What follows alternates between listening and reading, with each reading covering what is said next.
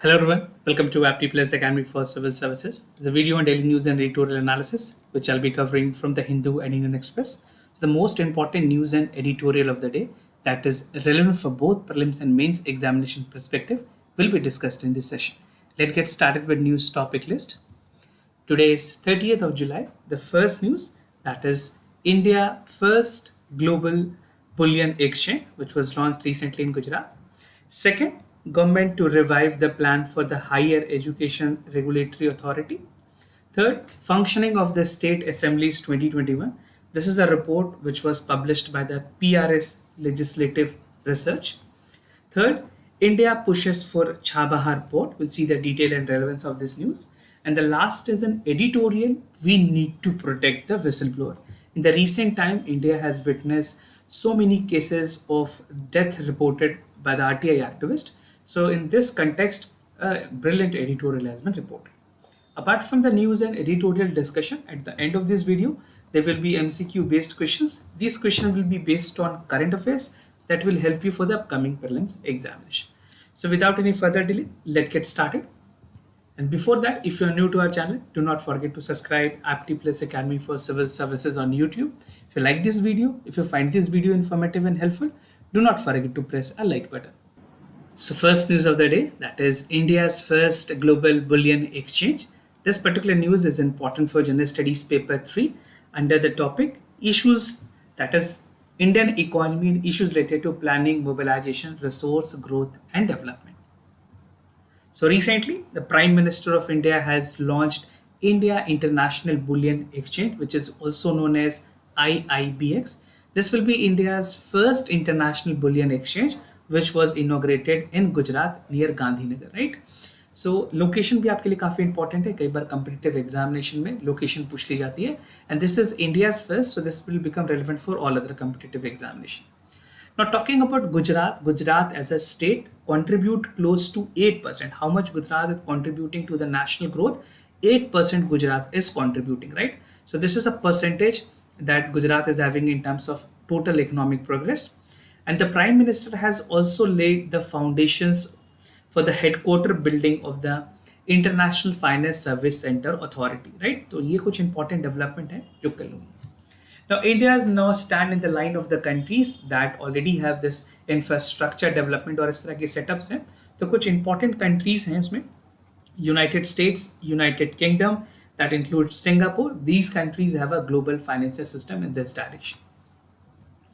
Now, advantages क्या है bullion exchange की? Why the requirement was there in India to set up?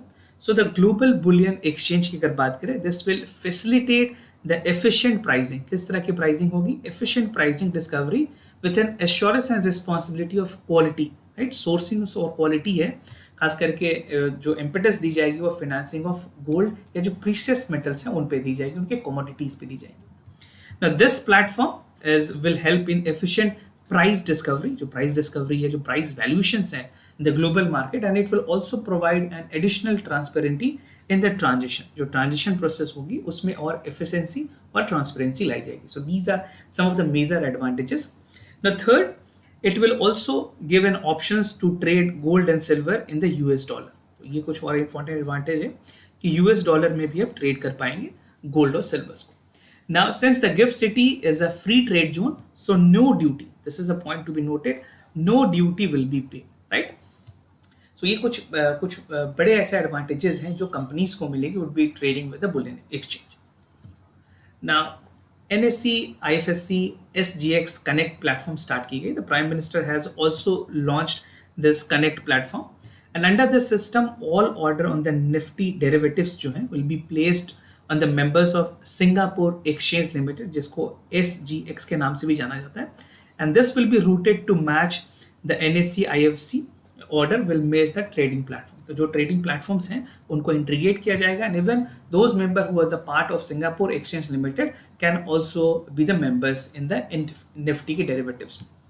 Now the Connect platform will deepen the liquidity in the derivative market in the GIFT City.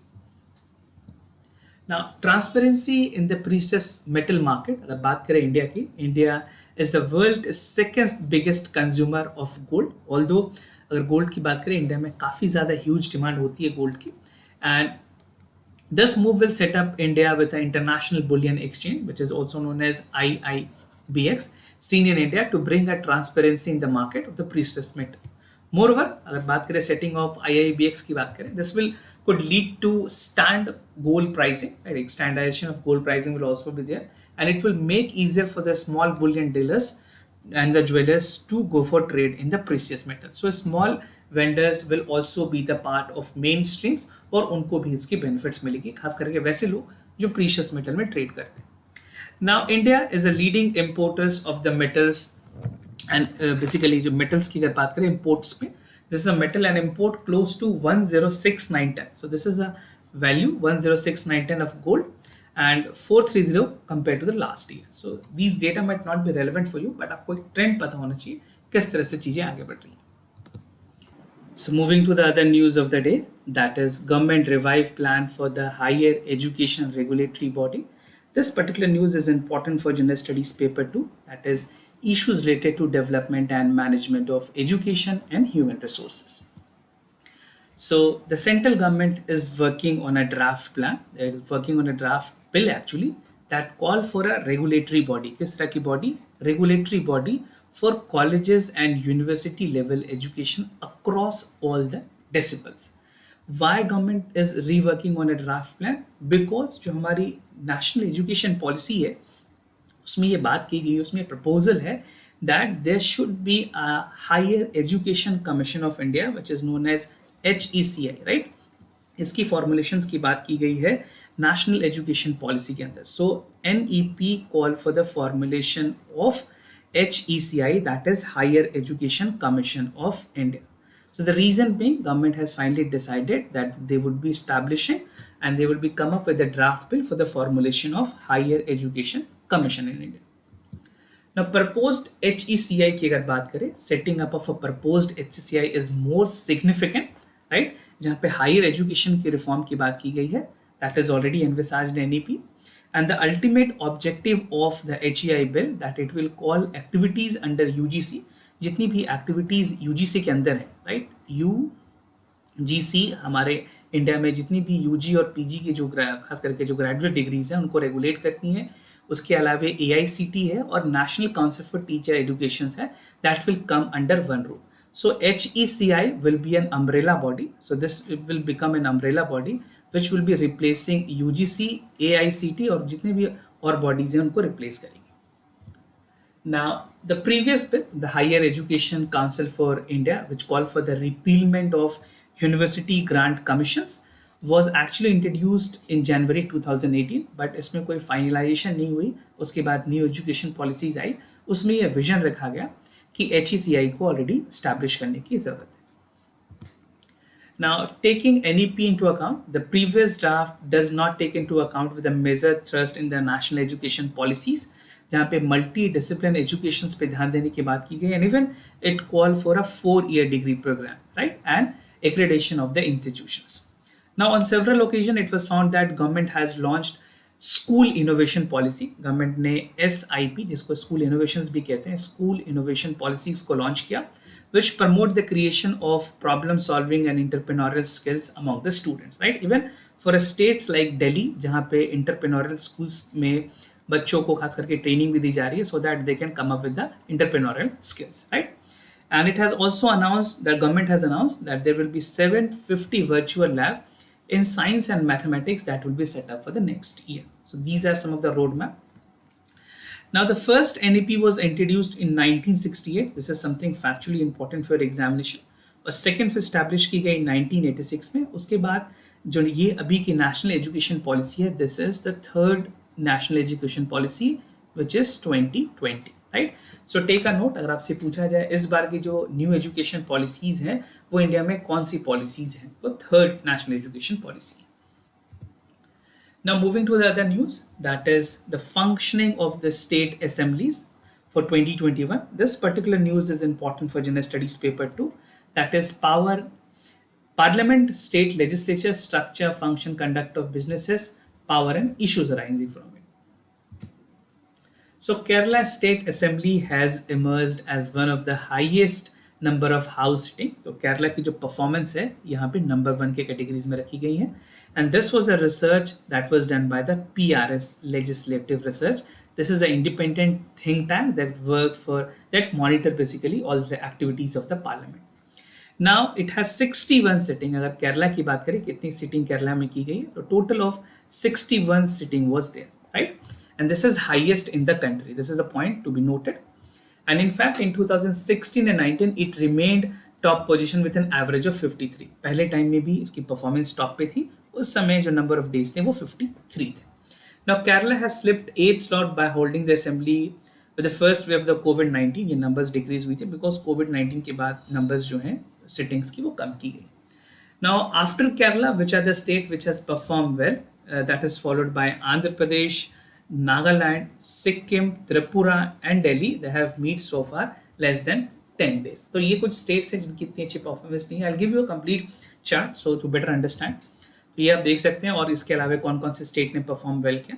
So the first goes to Kerala followed by Orissa. उसके बाद ranking आती है उड़ीसा की, then Karnataka, Tamil Nadu, Bihar, Himachal Pradesh, Rajasthan, Jharkhand, Assam and Gujarat. तो ये कुछ best performing states हैं state assemblies के कंडक्ट में. Now, record ordinance. With record the highest number of sitting in 2021, Kerala has promulgated close to 144 ordinance. कितनी total ordinance केरला ने पास की है? 144 ordinance in the country. This is the highest in the country. And the government promulgated ordinance which is required to take immediate action on any matter during the intervening period of the 2 sessions. जब sessions नहीं होती है तब government ordinance के through bills लाती है और promulgate करती है. The rules are being imposed. Now functioning of the state assemblies की बात करें for 2021, according to the PRS legislative research, Kerala has recorded the highest number of sitting in the countries. Odisha में 43, कर्नाटका में 40, Tamil Nadu 34. I've already given you a chart. आप उस chart को refer करें so that they will, it will give you a complete clarity which states have the how much performance. But talking about the top states, the average number of the sitting of the state legislation would be so far in the present 21 days. तो average अगर लगाइए हर states की क्या average है, so almost 21 is the number. Now, of 28 state union territories met 17 less than 20, and of them Andhra Pradesh, Nagaland, Sikkim, Tripura and Delhi have met only for 10 days, right? So this is a very poor performance. And the figure for Uttar Pradesh, Manipur and Punjab was 17, 16 and 11 respectively. Presiding officers conference हुई, उसमें कुछ important बातों को पहले highlight की गई. The presiding officer conference which was held in Gandhinagar in January 2016 suggests that state legislature hold a minimum of 60 days sitting in a year. ये minimum criteria रखी गई कि 60 days कम से कम होनी चाहिए एक sitting को लेकर के, but all the state have not performed equally. Now between 2016 and 21, PRS has pointed out that 23 state assemblies met on average for 25 days. तो यहाँ पे average क्या रखी गई है? 25 days की. Now use for the ordinance route, which should be like as per the direction of the Supreme Court. In exceptional cases उनको use करने की जरूरत है. तो 21 out of 28 states has promulgated the ordinance last year, and Andhra Pradesh has promulgated 20 ordinance and Maharashtra has followed with 50, followed by Kerala. तो ये कुछ ऐसे ordinance है जो इन states ने promulgate किए. Now moving to the other news, that is India's pushes for Chabahar Port, something important for General Studies paper 3, that is bilateral regional grouping and agreement involving India and affecting India's interest. So during the ongoing ministerial meeting in Taksin, India has welcomed the expansion of SCO, जहाँ पे Iran को include करने की बात की गई, and India has welcomed this effort, right? So India External Affairs has held the talk with his counterparts, जो कि कजाकिस्तान, किर्गिस्तान, ताजिकिस्तान और यूबेकिस्तान से थे. India will take over the SCO membership next year. So this is an important year where India will rectify all the problems that is arising and call for more diverse approach in the SCO. Issues of Chabahar Port. India has pushed the Chabahar Port to conduit for the Central Asia, because India is a country which always had been vocal about the part that Central Asia should be the developed one, because it is indirectly impacting all other neighboring countries, right? And even the Pakistan foreign minister has promoted China-Pakistan economic corridor for the trans-regional trade. Now Afghanistan की issues भी वहाँ पे highlight की गई, जिस तरह से India ने एड और असिस्टेंस दी है अफगानिस्तान को. That was again a matter that was highlighted in the SCO meeting. And the External Affairs Minister has highlighted that humanitarian support was given to Afghanistan by India by providing some of the important articles like wheat, medicines, vaccine, and clothes. So the External Affairs Minister has also said that he raised the problem for the energy crisis, जहाँ पे food crisis भी, even because of the Ukraine crisis amid the war that is ongoing between Russia and Ukraine. उसकी वजह से global price wise काफ़ी ज़्यादा हुई है, and even it is creating problem. Post Covid recovery जिस तरह से होनी चाहिए वो नहीं हो पा रही, right. Now, moving to the editorial of the day, we need to protect the whistleblower. A brilliant editorial. This is important for General Studies Paper 2, that is government policies and intervention for the development of various sector and issues arising from it, design and implementations. So, under this editorial, I'll be just looking into 4 important subheads. The first is the killing of the RBI activist. Even the Bihar में किस तरह से RTI activist में क्या क्या चीजें हैं, Bihar has been reported with the highest number of deaths. A new framework that is essentially required and a need for effective legislation. So the entire editorial focuses upon protection of the whistleblowers in India. So RTI एक ऐसी tool है जो empower करती है to make basically जो हमारी democracy है उसमें पार्टिसिपेट करना, पॉलिसी मेकिंग के प्रोसेस में पार्टिसिपेट करने का मौका देती है, and even it provide for an access for information related to the functioning of the public authorities.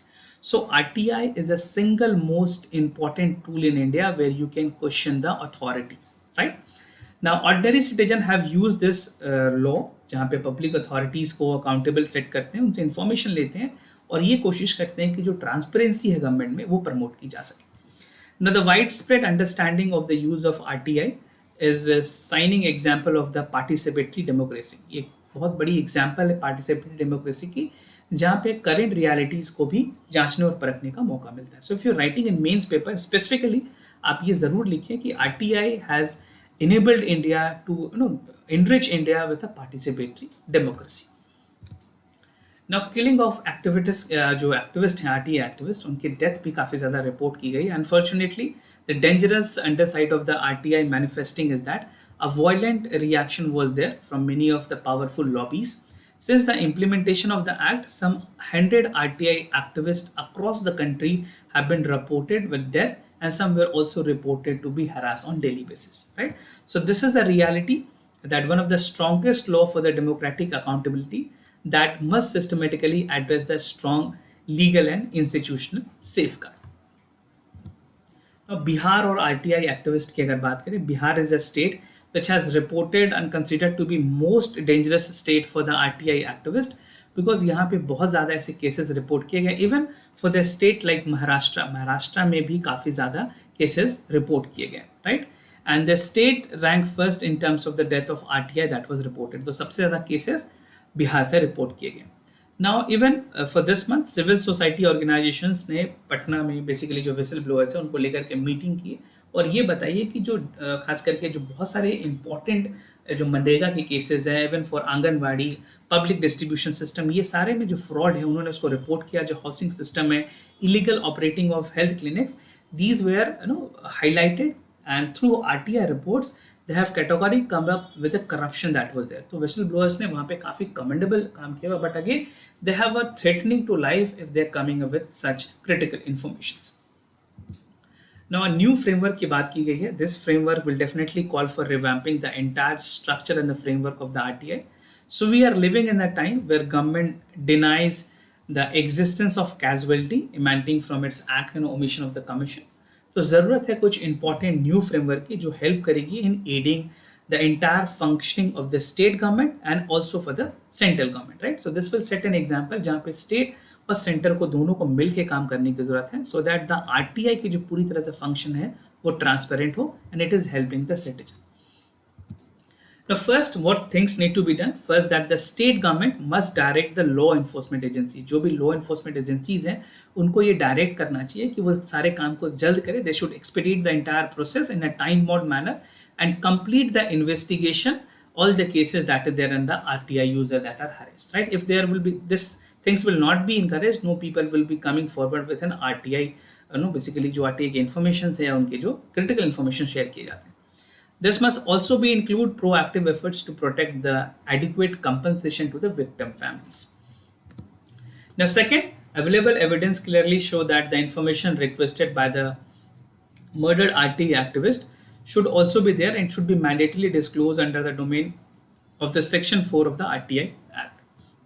Therefore, state government की जिम्मेवारी है that they should immediately take efforts to institutionalize the proactive disclosure of the actionable information.